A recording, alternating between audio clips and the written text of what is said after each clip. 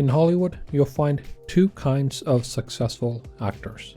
The first were at the right place at the right time from the beginning and seemed as though they leapfrogged onto the movie screen and conquered it for decades. These are your Tom Cruises, Edward Nortons, and Daniel Radcliffe's. In the second camp, you have actors that were also in the right place at the right time, but it took them years, maybe even decades to get there.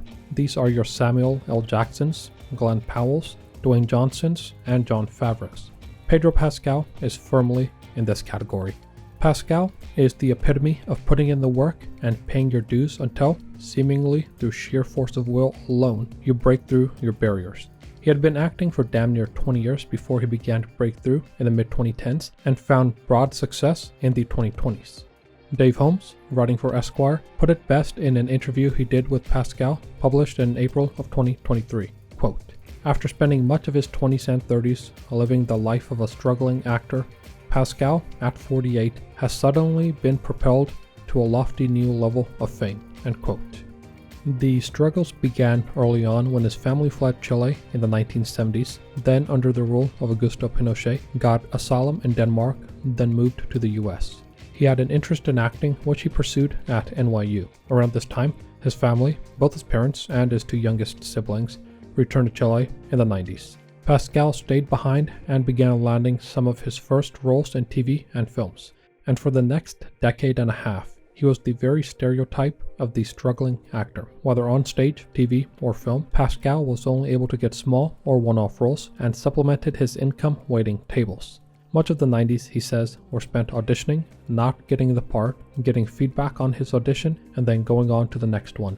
While all of the parts, cumulatively, have led to his profound success now, he couldn't have known that at the time.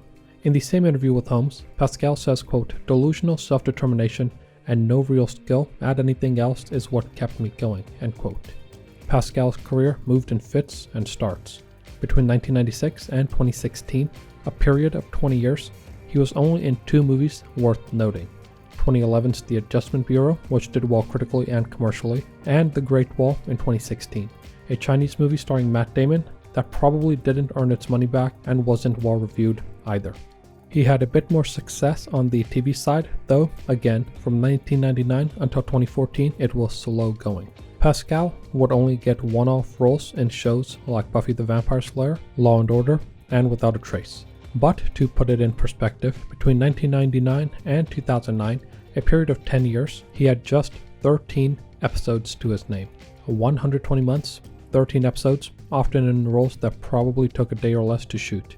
An inordinate amount of Pascal's time was spent trying to break in, which is something anyone that wants to work in this industry needs to tackle head on. All the while, he was also acting in plays, which is how he got a role in an off-Broadway production of Beauty of the Father in 2005 and struck up a close friendship with Oscar Isaac.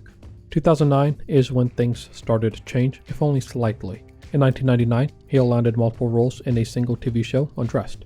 Now, 10 years later, he landed 6 episodes in another show, The Good Wife, while in 2011, he was in 4 episodes of Lights Out. He had 4 episodes in 2013's Red Widow, 10 in Graceland, and 7 in The Mentalist. But it wouldn't be until 2014, when he landed the role of Oberyn Martell in Game of Thrones, that fortune smiled upon Pedro Pascal. It was his breakthrough role 18 years after he was in his first ever short film in 1996's Burning Bridges. Fortune smiled again soon after when he landed a main role in Netflix's Narcos, which had a critically successful 3-season run. Pascal was finally starting to get noticed, and, by all accounts, it couldn't have happened to a nicer guy. 2014 until now has been pretty much a straight line up for him. He found continual success on the film and TV side. He was in 2017's Kingsman: The Golden Circle, 2018's Equalizer 2, 2019's Triple Frontier, played Max Lord in 2020's Wonder Woman 1984, and collaborated with one of his acting heroes, Nick Cage, in 2022's The Unbearable Weight of Massive Talent. But as TV is what helped him get his foothold in Hollywood, it's TV where he continued to make his mark.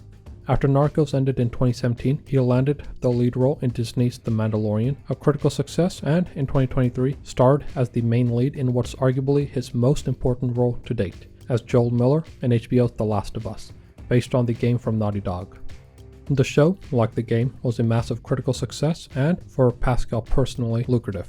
He reportedly made $600,000 per episode, a far cry from what he was making waiting tables just a few decades ago. After a quarter century of acting, he finally made it big. It's been a busy few years for Pascal, whose overnight success has come after a long period, and he's remained busy and will remain so for the foreseeable future. He has no fewer than 9 projects in varying stages of production, including Drive-Away Dolls, directed by Ethan Coen, and Gladiator 2, directed by Ridley Scott. Even if he wasn't a successful actor, Pedro Pascal would be notable and impressive for his sheer grit. He is, however, an excellent actor and is sure to have a long career in the entertainment industry. If nothing else, he probably wouldn't have stopped acting even if he didn't break through.